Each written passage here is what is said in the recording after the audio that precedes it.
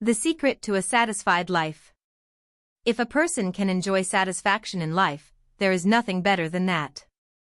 There is a secret to living such a satisfying life. If there is a secret to living a satisfying life, why don't you find it and make it your own? How can you enjoy a satisfying life? If you listen to the end, you will discover a precious secret. Don't we often compare people to a bottomless jar? No matter how much water you pour into a bottomless jar, it will just spill over. Also, as the jar grows bigger, the hole in the broken part also gets bigger. This means that people are never satisfied. When we don't have money, we wish we had 1 million. But when we actually have 1 million, do we say, "Ah, I'm satisfied"? Okay. Let's stop earning now. No. When we have 1 million, we want to have 10 million. Humans can never be satisfied. That is because human greed has no limits. That is why economists say that the opposite of dissatisfaction is not satisfaction, but simply not dissatisfaction. In simple terms, it means that dissatisfied feelings are not satisfied when something is needed, but only the dissatisfied situation is resolved. People make every effort to feel satisfied until they die, but they are never satisfied. So economists say that the opposite of dissatisfaction is not satisfaction, but simply not being dissatisfied. People have become beings who can never be satisfied. Even if you eat, you will be hungry again after a while. They say that the first desire of a person is appetite. That is probably the hardest thing for a person to endure while living in this world. That is why people say that the first desire is to be full.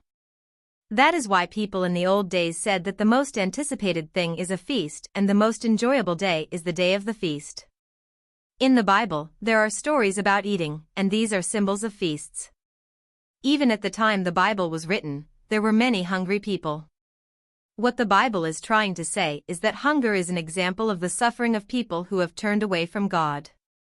People who do not know what the pain of hunger is may not understand what a feast is, but for people who have truly experienced hunger, a feast is, in a word, a festival that brings joy, pleasure, and satisfaction. But in reality, the feasts that people give in their lives are not truly satisfying. The feasts that people give are only for a moment. This is because most of the days of people's lives are filled with pain, sorrow, anger, fear, anxiety, and worry. There is no complete joy, or satisfaction in the life itself.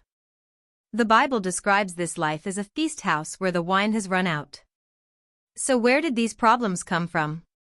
When Adam sinned and turned away from God, he lost everything that was given to him by God and became destitute, and the lack of everything, that is, hunger, began. The lack of all these things is not only physical and material, but also mental and spiritual, and the overall satisfaction cannot be filled by human effort alone. The secret to solving all these problems is to return to the original. The problem, however, is that we do not know how to return to the original.